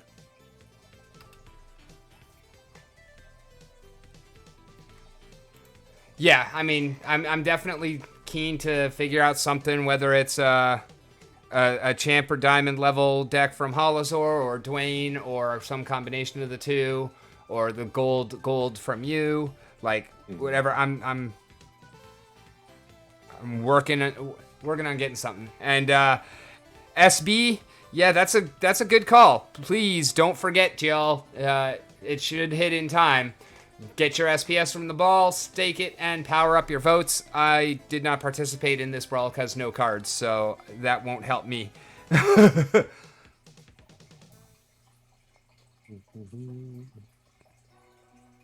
I'm talking about your extra cards, Hollow, not your deck.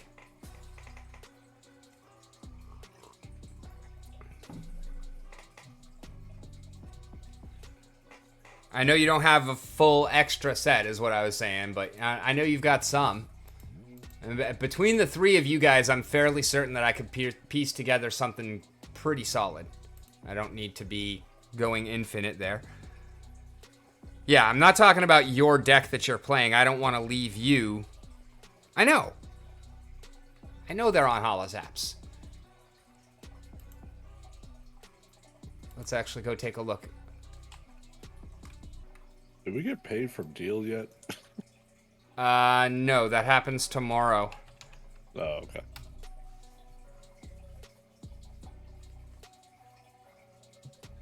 Understood.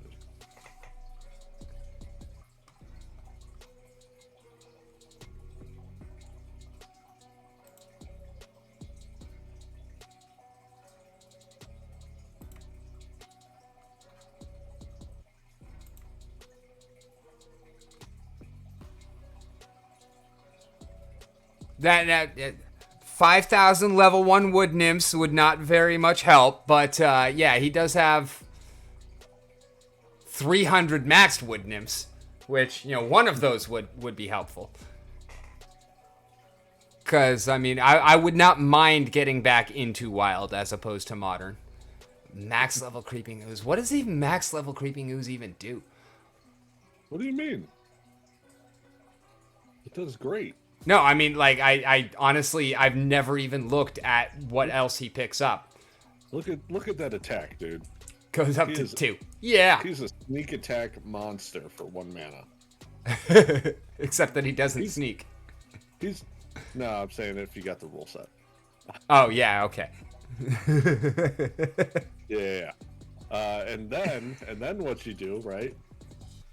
Because that's essentially 4 speed out the gate with the slow and then the triple speed. That's 4 speed. Yeah, I mean, I do have my level 4 and a level 1. Because it is nice to have the 1 attack so that you can play him in melee only. And yet it's also important to have the single BCX so that you can play him in no melee as well. Same reason I have a level 3 and level 1 chicken. Ooh, that level 10 sea monster is pretty. Thorns, 12 HP. Gets that 4th HP every turn from the heal. That's nice. Yeah, he's a beast.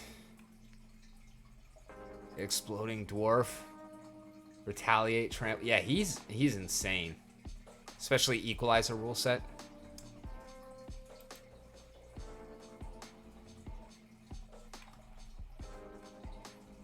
Is there a mod? Yes.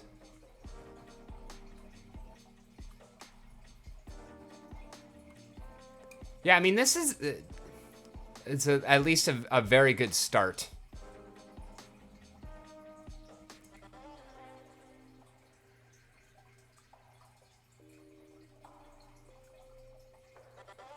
I would not need Deceiver, Conjurer, or Mercenary. I would... Or Heatsmith. I would need Bandit. Ooh, that Max Live in Lava. I've never played him as not a starter card, I think. Oh, he gets Thorns at max level? That's crazy. Is this card broken? Which card? Living Lava? Yeah. I don't think it's broken, but it's certainly powerful. That was one of my favorite takes when I first started playing. Oh, yeah, absolutely. He's so good. Even at a single BCX. Even in, like, gold, he's still good at single BCX. And I still think it's crazy how, like, so many of the legendaries will lose to their own rare counterparts. Like, Grum versus Living Lava. Grum loses every time. Or, like, Harklaw versus Cursed Windeku. Harklaw dies every time. Hmm.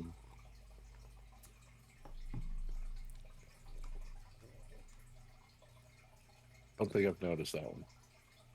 I have. Plenty. Plenty. All right. But let's be honest here, okay? Grum is not a melee tank. No, he's right? not. I'm just saying, like, within the, like, it's the same position within the same team.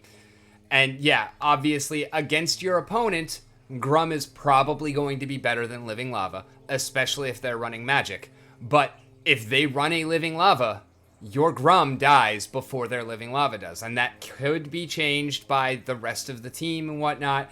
But I'm just saying, like, in terms of one-on-one, like, Harklaw dies to Windeku, Grum dies to Living Lava. And it's basically the same thing. Like, they're the same type of position. They're the same thing that you want to play in the same way. And, yeah, it's ridiculous. They are not the same thing that you want to play in the same way. One is for melee tank, the other one's for magic tank. But they're still position 1 monsters. It's not like You don't play them for the same thing. In the average game, you're not playing both of them. You are choosing between one and the other. Yeah. Like, if you have melee from everywhere, then, well, obviously you put Living Lava in front and you put Grum somewhere behind him. But, you know... Sneak attack, put Living Lava in the back. Yep, exactly. But yeah, like, it's generally you're choosing between the two of them, and one of them is a better card.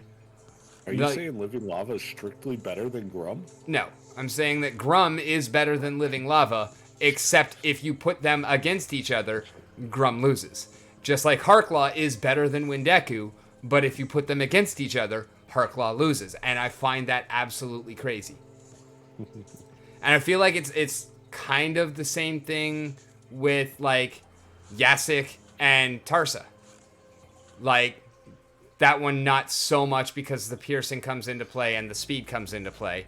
But, like, honestly, as far as, you know, running a pure melee team, I would rather have Tarsa at the head of it than Yasik because of that extra damage. But there's so much armor, so, like, the piercing tends to be better. I mean, against a Kelia, yeah. Against a Lux, yeah. Against the meta? But even piercing doesn't always help against armor. Like, sometimes you don't do enough damage to get through the armor and still deal damage. Like, the piercing only helps on one attack, usually, whereas the extra damage helps on every attack. Yes and no. Because it instantly depends on how much armor they have. It really does. Like, that's not the best example, I'll admit that. But, like, Billy versus Kelia.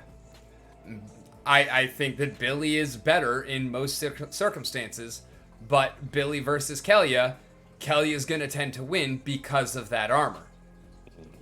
Like, that's the type of thing that I'm getting at. Like, and I don't feel like that necessarily applies with, like, Wraith versus Sloan, or Obsidian versus Immortalis. I feel like on those two, like, Wraith has the advantage over Sloan, and Immortalis definitely has the advantage over Obsidian because he's a direct counter. But, like, especially in the legendary versus rares for the tanks, I find that is absolutely the case. All right, guys, you heard it here first. Legendaries are better than rares. No, that's not. And he said Kelia's bad. Cybulus is best meta card. Yes, that's totally what I said. You heard him. 100%, absolutely. You got me, Jim. You got me. All right. Oh yeah, we were going to Splinter Forge so I could take a look at equipment here. Oh wow, we only got 16 minutes left. Time has flown. Looks like I might be picking up Rogue Patton's shift later too. Oh man. Oh yeah, he does Friday or Mondays, right? Yep. Monday night, is that at 7 o'clock or 8 o'clock your time? I don't know. It's whatever time the town hall is. Actually, I should check the schedule and make sure that it's not like next, because if so, then I can't cover it. No, you can cover it. If they're adjacent, then I can't. Yes, you can. You would just have to download Streamlabs and OBS.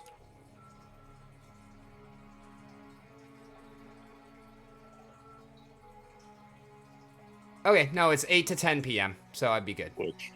Which I have both downloaded already. Per run, though, we're not supposed to do that. Also, even that, you can't have your camera running on both at the same time.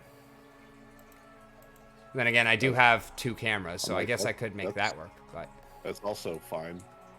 It's just you don't set up the camera on the other one until you're finished with the other.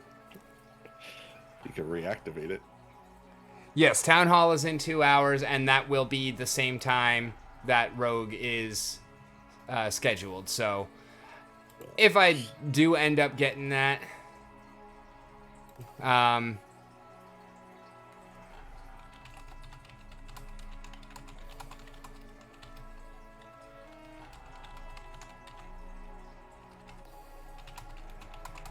we will be listening to Town Hall and commenting on that. That would I feel like that would actually be great.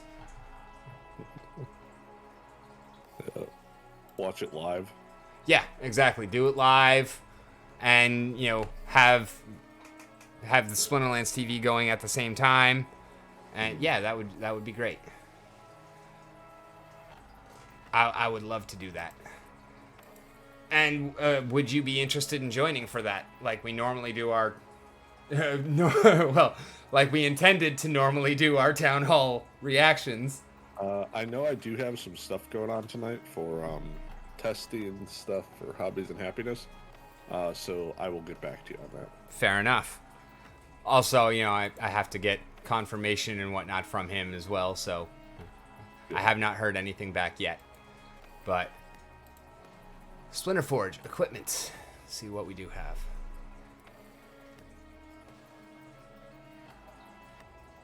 Yeah, so this is what I've got left out of the 51 crates that I opened. Okay. Bunch of common rares. Alright. But yeah, I am excited to have some cards get started so that I can start earning forge, so that I can get more crates, so that I can open them, so that I can actually I probably wouldn't even worry about. Well, no, I would get crates because I don't have any sockets yet to get gems to put in. So Mountain TV, there you go. Actually, Mount TV. I was talking about it with my lady, and we decided that Mount TV sounds better than Mountain TV. I don't know. What do y'all think? It definitely makes more sense. Because it already has the T in it, so...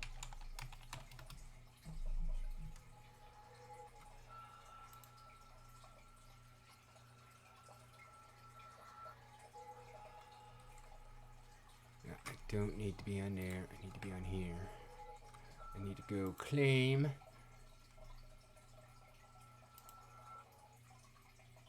Don't have much, but I'm a improve my vote with what I have. Peak entertainment. I like it. I like it, but that feels like it would be trampling on Jarvy's toes a little bit. And I don't want to do that. I love Jarvy. Jarvy's awesome. We should totally do I need to have him on again because that was awesome. But yeah, it would be cool to have a conversation or a collaboration where Mountain Peak or something like that. I like it. I like it. I'm smelling what you're stepping in. That's just nasty.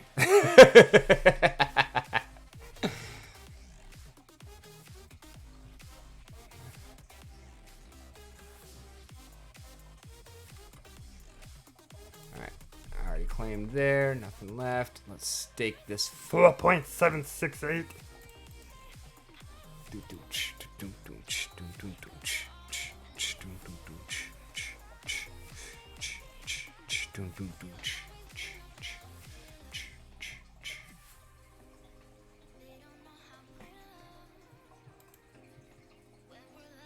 Power up.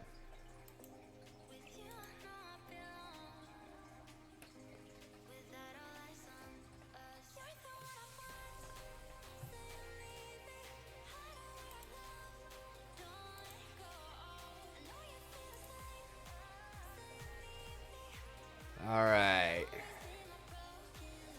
Yeah, that's a lot of big votes for.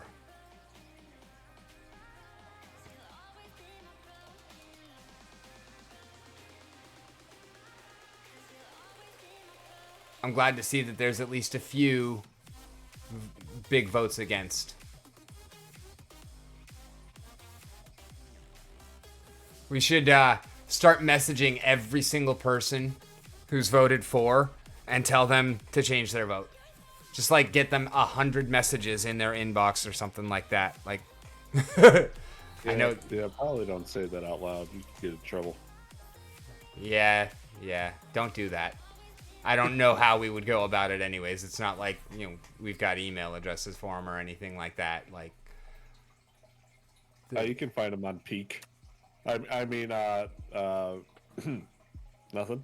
The Bad Witch, Night AV, Warlock Lord, Shinlo Dragon. Interesting. Neil's got exactly 1,000,001 SPS staked. Oh, wait, no.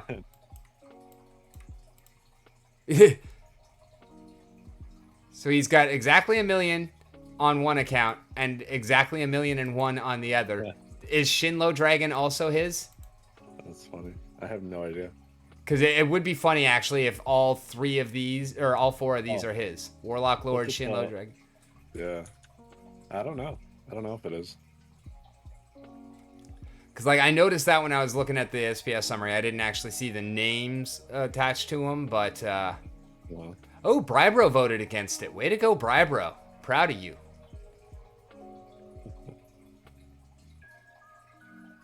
So many of these names I don't even recognize. yeah, there's a lot of hidden people in this game, huh? Loving the moo. Are you sure that's not you? Oh wait, no, you're killing the moo. So me. Yeah.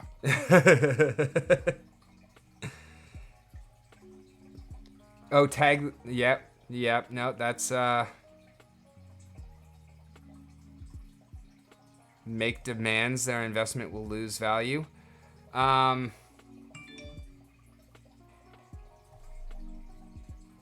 don't know. Don't know what you're getting at there, Dino. Like, I don't quite understand the reasoning or maybe the sentence.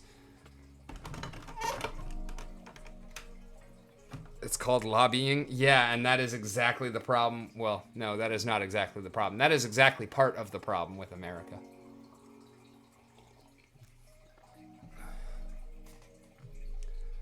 The whole system is pretty terrible. But yeah, no, I mean, it's only because of the way that it has been taken over. Like, the idea behind it is fairly simple and effective. Revised sociology. Oh yeah, Jace K. Yeah, Jace K? Yasik W. the Watcher. 423,119 SPS voted for.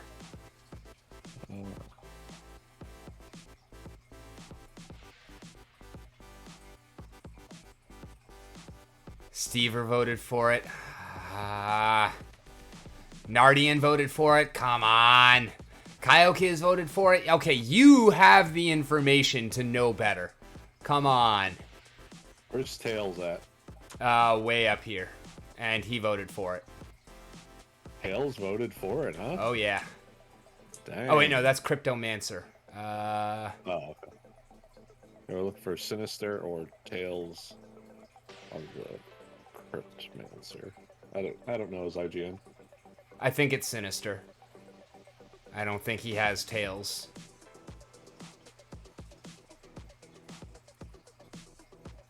I still haven't even voted. Bro, do it. I mean, your vote is not insignificant. I know it's probably not enough to actually push it, but it's definitely not insignificant. Look, I don't care if it goes through or not. So I'm not voting.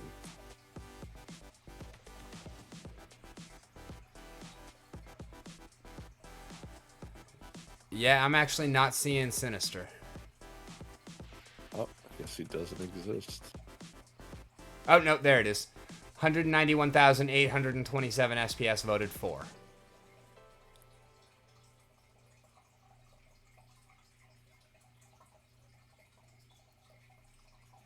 D-Tough Stuff, 167,000 voted for.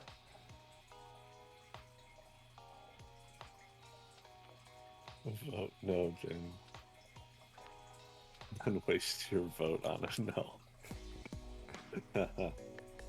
I mean, fair point. Fair point.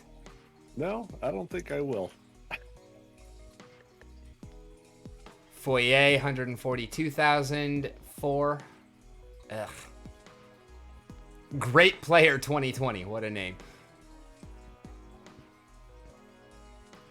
Ooh, Rondon voted it down. Thank you, boss Rondon. Hey. Clove, 127k for. Rod. Oh, I met him. That's a game developer. Who? Barpatrod. Oh, yeah. Well, I haven't met him, but I've seen him on town halls. Yeah. Aftersound, 115k for. I knew he was voting for it. I'm still upset, but. Who did? Aftersound. Dude, I want to get 1,000,000 SPS. Yeah, me too.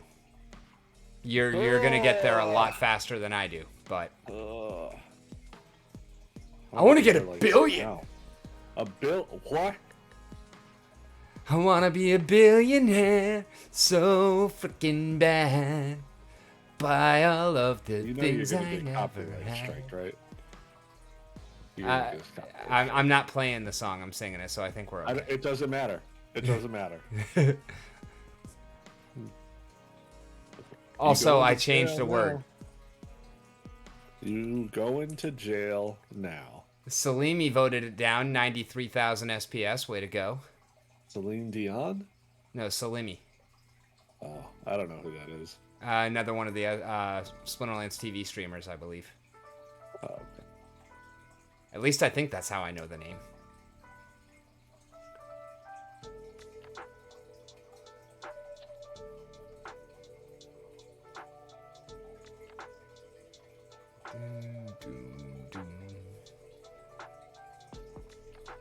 Ape. Voting 4 with 82,000 on I Am Your Daddy. Oh, wait, no. That's not Ape. Ape is TDM Daddy. I Am Your Daddy is someone else. I was going to say, that guy was also at Splinterlands. Yep. When you had to say the, like IGN or something like that, he was on stage and he was like, "Hi, I'm this. I am your daddy." And everyone cheered for him. Bebe Omega, 80K voted for. Oh, Baby Omega. I know him. Yep.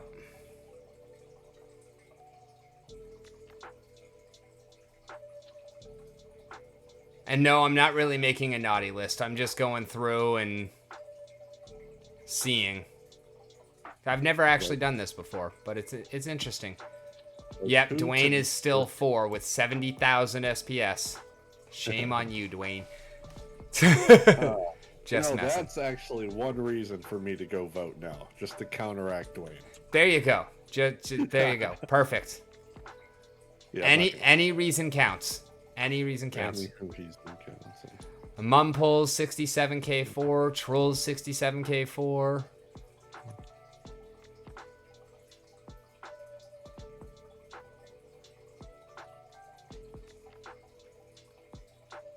Schizo Fred, nice name.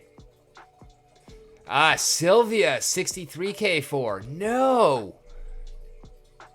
Bad, bad, bad.